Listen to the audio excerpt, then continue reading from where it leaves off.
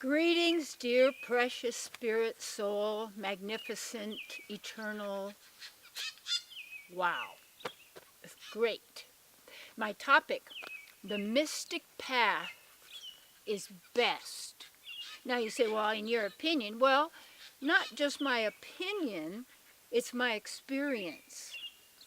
Being a spiritual sleuth, in that sense, that person always looking for clues or pieces to the puzzle, you might say, but what are we doing? We're wanting to remember who we really are, because when there becomes like a crack in the egg, so to speak, or you get something beyond the veils. You get an inkling of the divine, the spiritual, the supernatural, or as an experience, and know that when you have those, that is true, that is valid. You actually did, and you do. And those get these windows, and then you start perceiving in another way, because you are now. It's like it's beyond the thinking box. It's actually an experiential and a being place experience. So the mystic path is best in my experience. And I realize that every really magnificent experience, and really all experiences are magnificent because you are, and you're there. And you're right there right now, always, and we're right here. That there's more going on, and that's when I first got into metaphysics. And I'm not saying that metaphysics is the be-all and the end-all, because it's a lot of it's also based on the Hermetic axioms. So that's actually a really good description of how this reality is operating in that domain, or that way. But there's always also more going on that we call the divine. And that's just a name, but that's meaning it's beyond the supernatural. It is and it's who we are originally, our divine true self.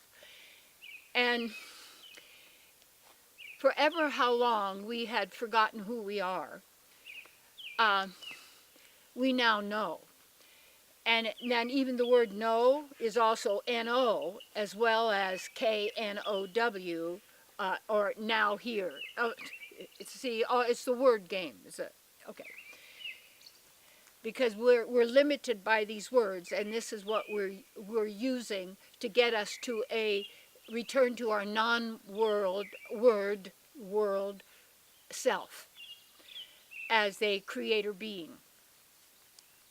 And basically, as a creator being, that means we are part of and flowing through us as us are the qualities of the divine, the absolute love and absolute purity, absolute goodness, however, and that's what and with all these capabilities, manifestations and creations, and beyond what we could even say or think, because we're still in this limited reality.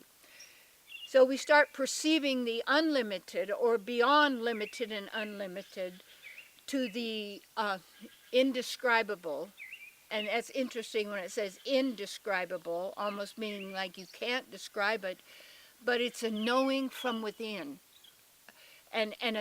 And so when we start then getting that taste of the divine, and we start dropping our attachments to how we think things are and how they really happen and what's really going on, because we're then operating from, you might call it just the left brain, but that's just the body, the brain operation.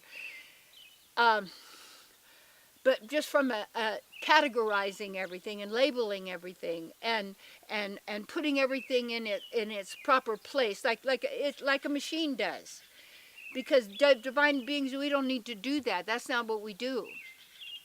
Yet, this, what would you call a reality, has to be fueled by something. And we're the fuelers, you might say. And I realize what faith is. Faith is the fuel of manifestation, because you have such faith in something that you give it power. It's better than, like in the divine, you're not giving the divine power, you're acknowledging and recognizing who and what you're part of. That's far grander and more glorious than any outer manifestation or concept or belief or, knowledge, information that could be, you see. And that when what happens in when we're not in the mystic, we're trying to make things happen, force things happen. We're maneuvering. We've got an axe to grind. We've got a story to defend. We've got something about us that we have to promote or defend. It's all of this. It's always this thinking, analyzing, figuring out. It's like when you start listening to the mind and some of the nasty stuff that can come forth, or has been, or would be, if you follow that mind and it starts making a story and trying to prove something, and this is what causes all the trouble and all of the problems and all the suffering and all the pain, and in a repetitious kind of a way, because it's basically reflecting itself like mirrors in a cube. And if you see all those mirrors like that going all these directions, like into infinity in every direction, get a crack in the mirror and it breaks. And the crack in the mirror comes when you realize there is the divine and the mystic. That when we let go and we let God, so to speak, that way, but what we do is begin to trust.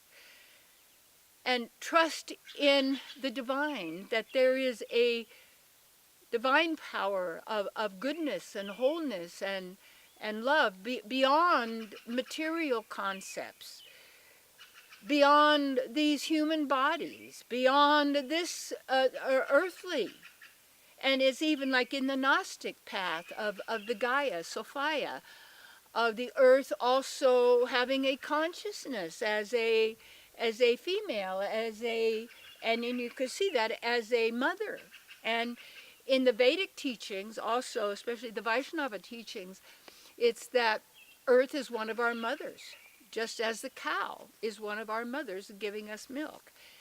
And to demonize milk comes from the pasteurization, homogenization, and the bacteria and all this that people don't realize. People were drinking milk forever and ever and ever, but they had a cow, you see, okay, or that, and it was all, and they were in nature, you see, and they had pastures, and they had, people were living close to harmony. And what happens is, in the mind realm, and people say, well, you have to give credit to the mind, because of the mind are all these inventions and the technology and the medicines and the diseases and the great big cities and the highways and the jets. Yeah, but that's the problem. That's not who we are. And then humanity thinks it's all going to die, and because the species is going, because the species, so-called, whatever that's want to have that is, body form, is so weak and helpless and stupid, because we have given all of our power to something and someone or technology or a thing or so outside of who we are. And then further and further from nature. And see, that's why in the mystic, is we start tuning back into nature, because we start listening. And not just not listening to the thoughts that are going. No. That's listening to a machine, just funneling constantly. And so in the mystic path, to me, is the best, because it's the natural. And when we get back into nature then, and when we get our shoes off when we can, and we sit and we listen and we're quiet and we learn to listen, and you've got to put yourself in those kind of places where you give yourself that. And we have to have that. And that's your greatest investment, is in yourself. We're having, there'll be 2 retreats this summer of 2018 here at Shasta, but they're workshops and in nature. And I want, because it's not a retreat. You're not leaving from something, but people are used to that. So it's not, oh, we're just going to be, what would you say? Oh, I don't know, just sitting in the hot tub. No, it's a workshop. And this one is on the mystic path. And to really, and the aspects of that, and to be in the mystic path, and then you become the witness. And what happens, we muck it up in the mind. When something is there, instead of trusting and knowing right now, because you do know and feel it and do, we start analyzing it and figuring out and then making a law about it and a rule about it, and then saying this is how it is and that's what it is and everything, because then that's how the mind operates, to make itself God, to make itself the supreme that we listen to and believe. But yet we're then the ones projecting that, you see. So this is the sense of the mystic path.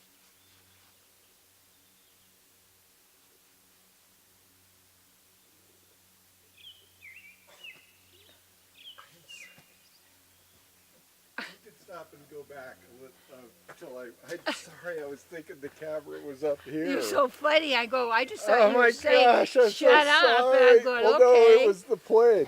So you could continue, because we got. Okay. But, pause, and then, do you remember when I stood in? Well, yeah. You're saying we have a different camera. I don't, okay. Yeah, the mystic path is best because we get to witness then the miracles.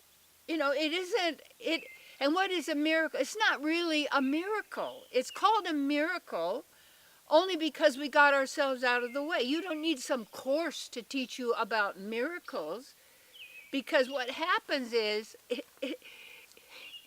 it's not a course.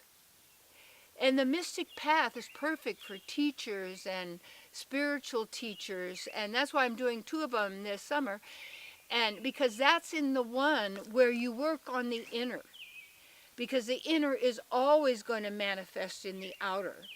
And when we get ourselves out of the way and are able to listen and trust our own inner guidance, and also trust that we can let go and let God, we're not attached any longer to our will, our plan being made manifest, because we know what we intend, and it's always for the highest good of all.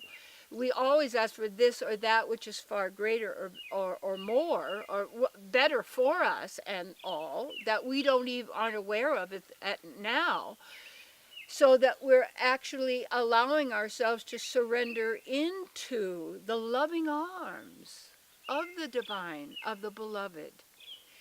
That doesn't mean you don't do your work, or you don't offer your services, or you don't, and we're here in the money game. But we could transform the money game when we realize it become gifting, and also to use it as fertilizer to grow your ideas, your goods and services that are good for all. It's you taking that stand that you take because how we got into the trouble is leaving the mystic, the divine, the natural, the authentic, the way that we really are, and how all does operate in harmony.